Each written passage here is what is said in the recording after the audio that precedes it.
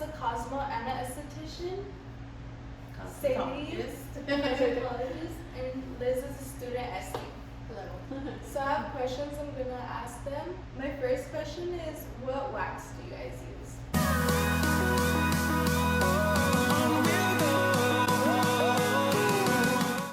The wax that we use here is GG wax. GG wax is actually like I would say like a sponsorship. So they sponsored me on Brows by Sadie, and they've asked me to do a lot of their content for their page. And so I really enjoy the brand because I feel like you kind of get to play with both consistencies of wax, soft and hard wax. I also really enjoy them because you can do different types of skin types with our wax. We use the zinc oxide for all of our services here, and also the honey. Remember, the honey wax is going to be for someone with oily skin type, somebody whose skin is really just like oily, open pores, texture, and has very coarse hair. And your zinc oxide wax is for somebody who's more sensitive, like think someone who's very fair, very like acne prone, someone who just, like if you were to touch them, they like turn red. Yeah. That's the client for the zinc oxide. It contains minerals and zinc oxide in there, which help you not break out. And then we use another brand. Now that I think about it, we use Nutcatch wax. But I was also partnered up with them too. I don't do as much of their content anymore for them, but they're my favorite because it has like pine cone, and it's made out of natural resin, and that's what I use usually for the hard wax. Like if we're doing body, noses, underarms, like more coarse hair, we use the hard wax. And then Alma likes to use Mr. Ray. So what brand do you use for facials? Because at school we went with Dermalogica, but I know a lot of SCs had different experiences and they wanted to try different brands. So do you have any brands that you recommend?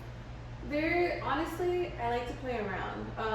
For our skincare here, we try to keep it like as simple as possible, as clean as possible with the skincare. We use SD Max, we use Control Correctives, and then there's another brand called Cyan. And then I've used Dermalogica too, though. They're good brands. And Skin Script was another one that we played with. It's just kind of, I mix around with my brands. I like to kind of pick my favorites from each brand, and I just kind of make my own little cocktail together. That's nice. I've never heard any of the other brands you mentioned, so I'm gonna do my research. And because Dermalogica is like the most popular one that I know of. Yes. Because I feel like schools really push that.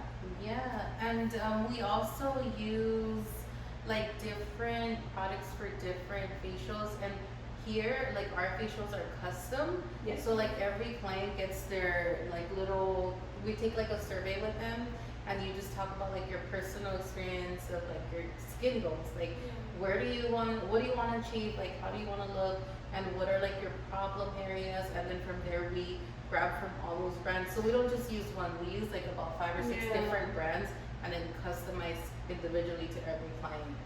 And we keep that on file for them because we just want to make sure when they come back, we know like exactly what we're doing and what we want, what we're continuing. Because everyone has like their little skin journey, Yeah, everybody has different skin. Like everybody's chemistry is different, and then like they're depending on their skin type, how their diet is, and just literally everything. So it's important to customize the facials per client, because it's just, again, like everybody has their little different journey, like Sadie said. How do you build clientele, like as a starting esthetician? Okay, so like with that, oh my god, people really feel like I've only done this like for a little time, like I'm overnight, but it isn't like that. I actually been doing this for almost 11 years. So wow. 11 years. I think I started when I was like 20, and I went to college. I was studying formal business. I dropped out of college, and then I went into cosmetology school, and I dropped out of cosmetology school. I was a beauty school dropout, so don't quit, keep going. So then I came back, so I left, and then a few months later, like I dropped out for a few months, I worked really hard, and then I came back. And then from there, I think it starts with family and friends. So always like get your family and your friends involved first. They're like your biggest like your biggest advocates. So they're gonna be like, it's gonna be like your sister and your cousin and your tia and your grandma, who everything get in your chair, get them in. And then from there, they're gonna talk to their friends. So it just snowballs into that first. That's like your first clientele. And then to build clientele, always like carry your card, always work on your social media. I love social media. I'm really like, That's how that's how we met. We met on TikTok. We met on TikTok, and that's something that it's such a powerful tool. It's free for you to use. So go on social media, start building your portfolio. Sometimes at first when you start like your work, it's gonna feel like, oh my god, it's not the best. It could be better. It could be cleaner. But just put yourself out there. Like there's some people that are gonna say things in comments, and just ignore all of that and continue to always build. Make sure that when you do have a client that really likes your service, that you connect with them too. Follow up with them. Like it's so easy to just like, you did their lashes, you did a facial on them, you did their brows on them, and then it's like, okay, what's next? You have to follow up with them. So call them up or send them a text and be like, hey girl, how are you loving your lashes? How are your brows doing? Did your skin react well to like what we did? And then from there, you're just really showing that client like, okay, I really love like what I'm doing, and I really care about you as my client, and you build that client and that bond. Because I don't think clientele is just like about building like, oh, okay, because everybody can put their stuff out there, everybody can get somebody in the chair. The thing is, how do you retain that client? And that's by really building a connection with them. So that's how you build clientele. But putting yourself out there, keep your cards too on hand. I love using like Sazzle. I'll throw on some things that I use. I use Sazzle a lot. And we also use Vistaprint. That's another one that we really like. Yeah, and you can custom make your templates, and just they could be simple when you first start. Just put your Instagram platform and your phone number, your full name, and an email where they could send you an email if they needed to, and just pass them out wherever you go. Like if someone compliments like your skin or your makeup, because that happens a lot when you're in the beauty industry. We love getting ready, and that's gonna happen. Like someone's gonna walk up to you and be like, oh my god, your eyebrows, or oh my god, your lashes. Be like, girl, I do this. This is what I do for a living. And then boom, like that's an instant, like I'm building a clientele. Like just don't be shy about like everything that you're doing. You're just gonna do it. You know? So just get some old school with some new school. Yeah. I feel like business cards are technically considered old school now. Yeah. But it's like old school is so important. Just like literally everything Sadie said. Like just if you were to walk up to somebody or anything, or even just a simple conversation. Here's my card. Let's keep in touch, or anything. Oh, you know what else? What else I like doing? Okay, when you could like if you go to a coffee shop or like an art gallery or like another business where they have like a business board. Yeah. Like a little board. We always tend to like tag our menu, tag like our cards on there. See, it's old school, but at the same time, who's not drinking coffee? Coffee's never out of style. I'm getting coffee every day. Every day. That's what I'm saying. There's like little things like don't miss those opportunities. Don't feel like it's weird.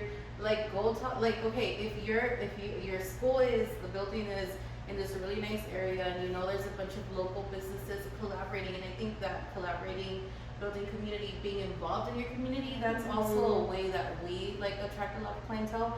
We go and we talk to as many people as we can about what we do, and like if I build one client, like even if like all those clients that I talked to didn't like come, but if one comes and is like it means the hooked, world. Yeah, and they continue to come to you, like who cares? Like that one client, it just becomes like over time and over the years, you're gonna just that one client you get referrals too, because there's like word of mouth. Word of mouth is so important too. And you feel confident after the first client, then the second one, and it's like, oh my god, yeah, so happy and special.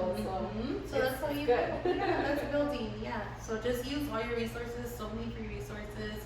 Like you even reaching out together, like us talking with each other, like that's a form of networking, collaboration, being social, and like not stopping yourself like just because you're shy. Like I'm super shy still, even until now. We're all shy. Shy girls. As long as you're putting yourself out there, just if one person believes in you, like that's all it takes to build. Yeah. I appreciate you guys sitting here and talking to me and informing me. Yeah. I feel like that doesn't happen often. Unfortunately, it doesn't. No. It's just in the beauty industry, I feel like competitive. You know, like no matter where you're going, whether you're working for a retail store, whether you're working in a salon or everything, like it's just, it gets so competitive and everybody just wants to keep it as their information as a secret, but it's like, no, you know, there's so, there's so many, plenty of fish in the sea, as they say. You know, sometimes I've heard like someone say like, oh, you're like, don't be a gatekeeper. Have you ever heard of that? No, So they're many people are gatekeepers. keepers. Yes, And honestly, like if you come to me with a good attitude and then you're positive and you want to do something, like I would never hide a resource from any woman, especially for women. I'm a woman of color. I'm from Mexican descent, and I would like, it's super hard for us as Latinas, as women, to come up in any industry and to even have like the financial means to create a business or go into school. It's very hard. And for me, it's like, if I can do something that's free, literally like, okay, do you, like college, like what college did you go to? Like, you know, how did you start a savings? Like, you know, what bank do you use? Like little information where you can share with somebody, like it takes zero, like I swear, zero effort to, to be kind, to be kind, to help other women, to, you know, because at the end of the day, we're all lifting each other, and even if I give you the information now, like your journey will be very different, you know, everybody's little journey of how they evolve is so different, you know, maybe like, okay, she starts to browse, and then she'll go into skin, or she goes into permanent makeup or lashes, like, you can start with one thing, and then you can completely change, like, your whole journey, so it's okay. There's enough for everybody, you know? What I really like about the beauty industry is there's so many things you can do. It's really fun. It's fun, you know, don't be scared, and like how you say, be confident in everything that you do. Don't question yourself. Believe in yourself. yourself. Yeah, like don't think, oh my God, is it gonna work? No, it is going to work. You're gonna make it happen, and that's it. Because when you start questioning yourself, it's like you start talking to yourself, and you're like, oh my God, no, it's gonna work. You're so cute. Oh. Like she's popping. I'm just staring at your eyeshadow. You're so beautiful. Your hair, you're all beautiful. I know. What sparked your interest in the beauty community? Who wants to start? I got chills right now. Gosh, there's so many things. Originally, I actually wanted to get into nursing, but unfortunately, at the time, the school that I was going to, it was just moving so slow, and I just wanted to move where I wanted to get to already. And one of my sisters was the one that brought it up to me, like, well, you like hair, you like makeup, you're good at what you do, like, why don't you get into the industry? So I started doing my research, and originally, I just wanted to focus just on makeup.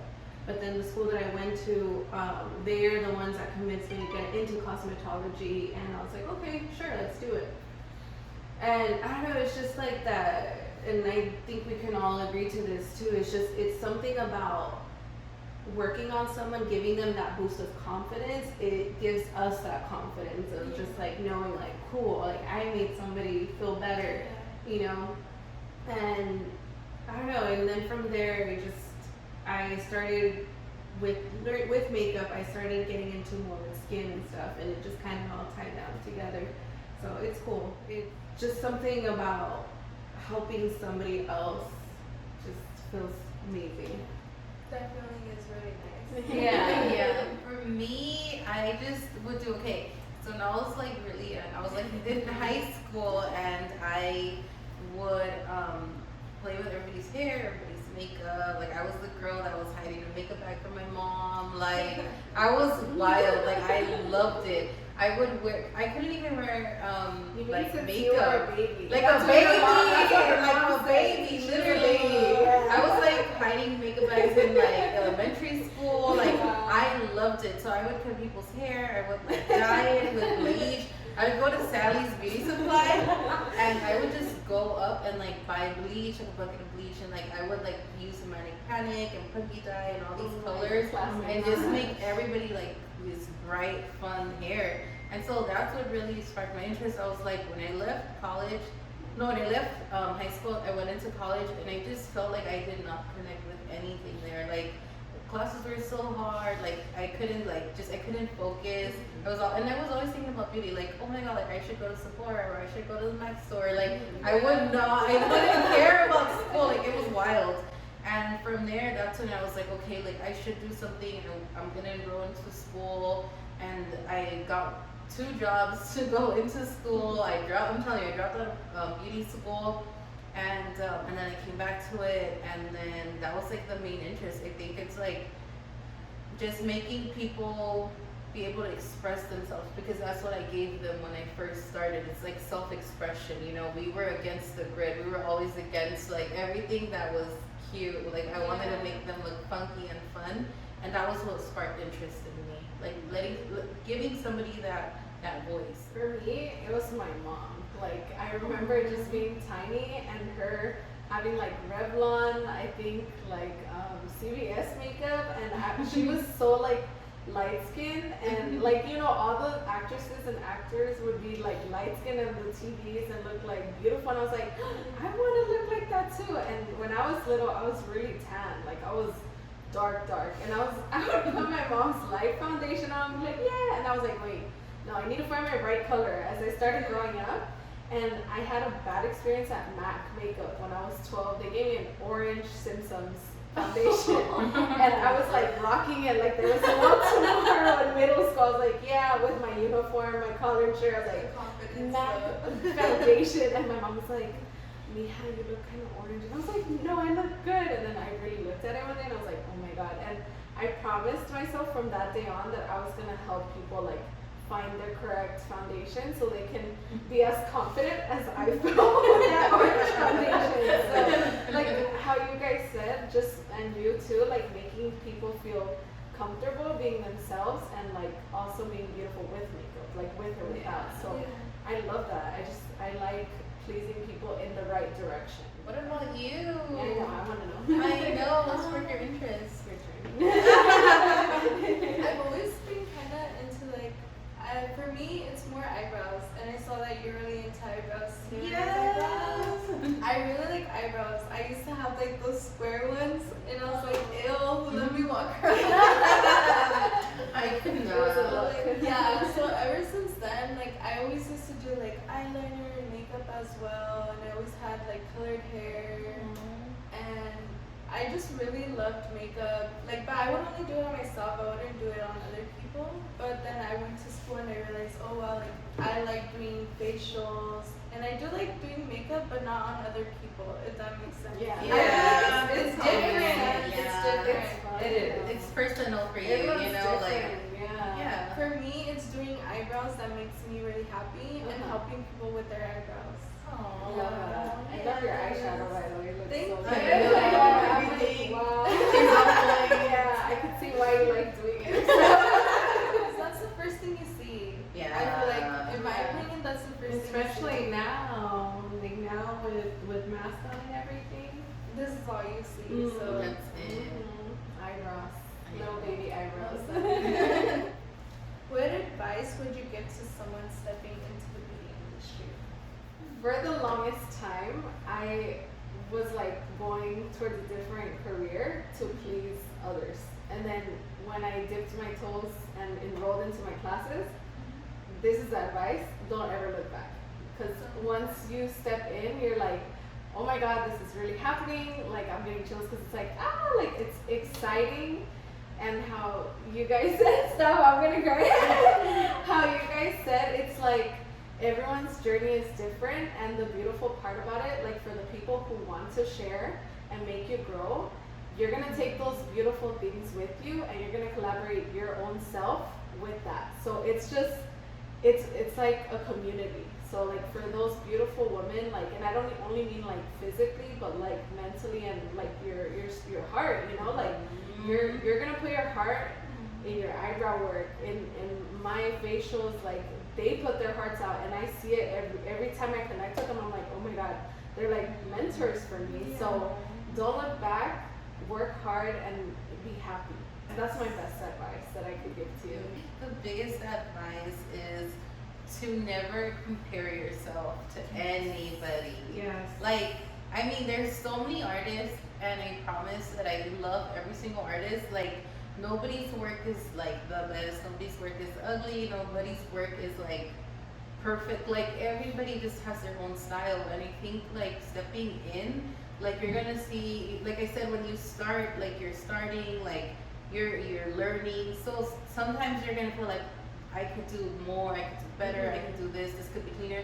You're gonna be so self-critical when you first start, and that's just a natural instinct, Don't look at anybody's anything. Like, yeah, their work is beautiful, but at the same time, it's like you're gonna develop your own style, your own skill, and what makes you like individually beautiful, and like your craft and what you're doing. So like, if I can give any advice, it's just like don't look like anywhere. Like, focus on your goals, your journey, like what you're focused on. Like that comparison that I see all the time in the industry, that could really break somebody that's starting. Like, you're coming in and someone just tears you down, and it's happened to me where like big artists, like big names have torn me down, like to like ugly. Like, I just felt like my work was like shit. Like, I wasn't anything.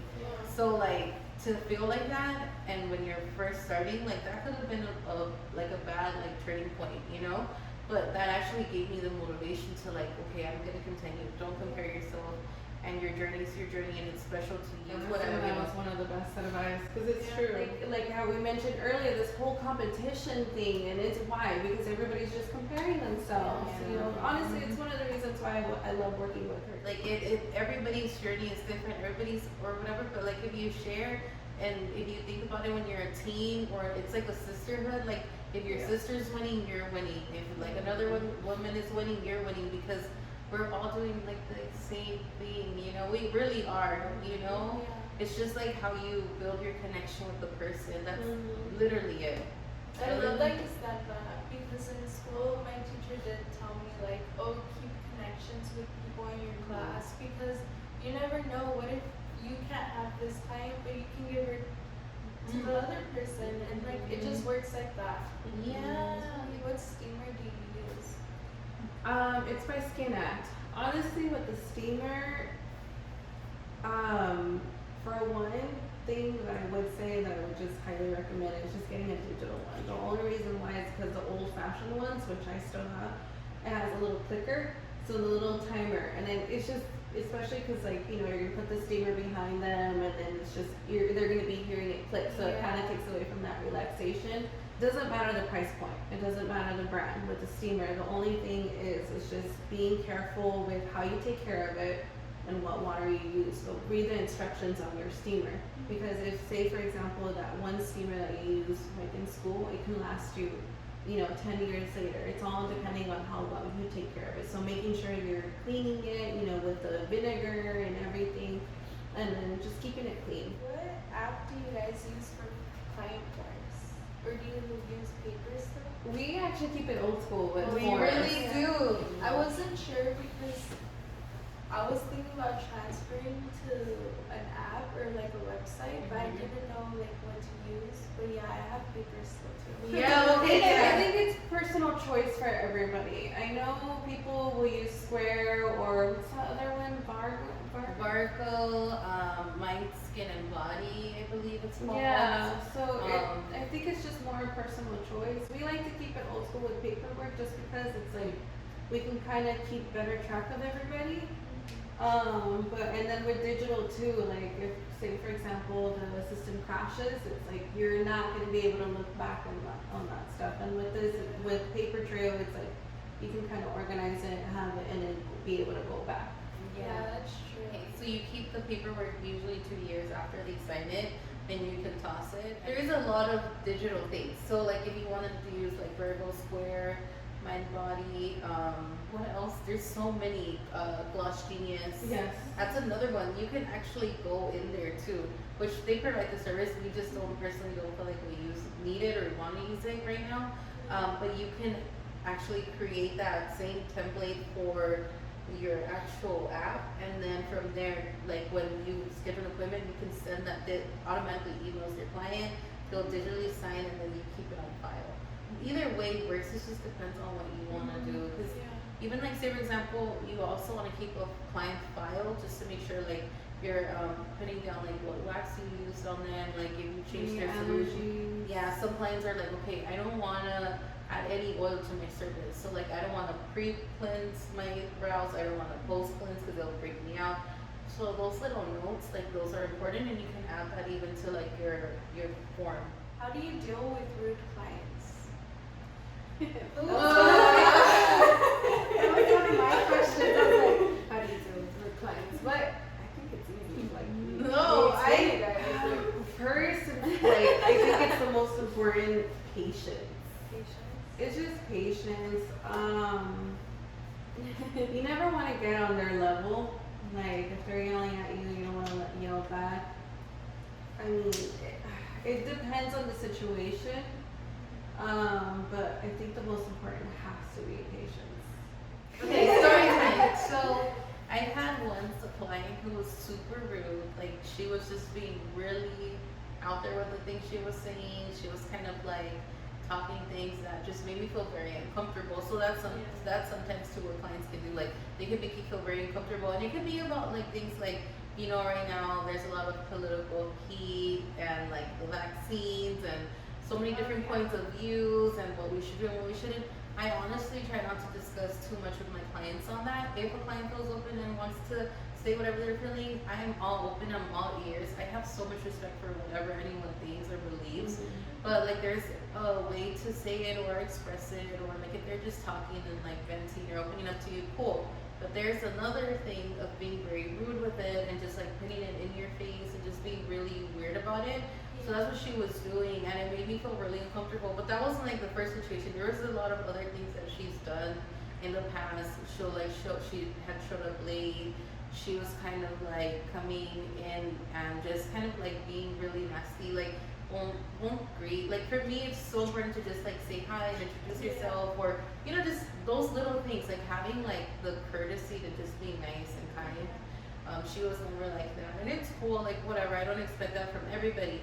But when you just like get in someone's face and you start talking about like these really dark things and you just don't have any respect or filter, I won't tolerate it. I will personally email you and tell you that I can refer you to another artist in my area. And just leave it at that and that. Yeah. I'm not the artist for them. I'm not the cup of I'll say I'm not your cup of tea. I understand. This might not be the salon for you, but I do know so and so, and like just give them a referral list. But we no longer want to do business, and you do have the right to refuse service or business, especially if you have your own business, to whoever you don't want to deal with, and that's okay, because I think your peace of mind and also your mental health is more important than making money. That's it. That's how I deal with them. By emails.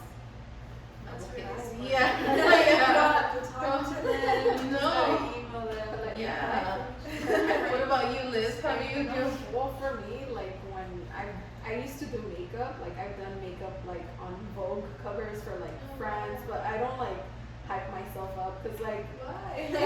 like I do, but not to the point where like I'm a makeup, you know. Like I'm humble. Like I like to keep it humble. I'm a mom too, like to a little girl. So I'm like I'm a mom. I'm a makeup artist. I'm a nurse at home. Like everything. Yeah. So like I've dealt with one specific like client that I did makeup for a photo shoot, and she was just like, no, I don't like your makeup. I don't want to touch your makeup on my face.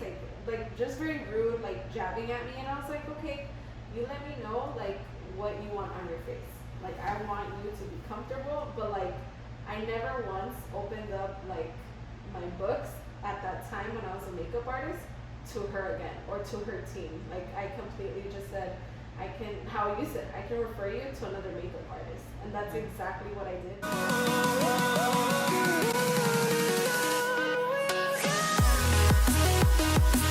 can't remember what you said exactly, but you said something along the fine lines of like, how do you bring in clientele and stuff and keep them or whatever. And the same way you expressed yourself, your eyebrows, how you were like, oh my God, who let me out like this? Like, I'm sure when you started seeing the right eyebrows for yourself and how you felt like, wow, these are my eyebrows that I love, you're gonna leave that impression on your future clients, because they've left that impression on me for my facial, for my eyebrows. We're going on what, 8 years now Knowing each of other. her doing my eyebrows And just knowing each other. and knowing each other, and Being friendships grow like that. I've brought in my circle to her business. She's brought me into her circle. So just leaving, like, how your heart leaves that mark on that person. Yeah. Yeah. Do you take a percentage from your employees?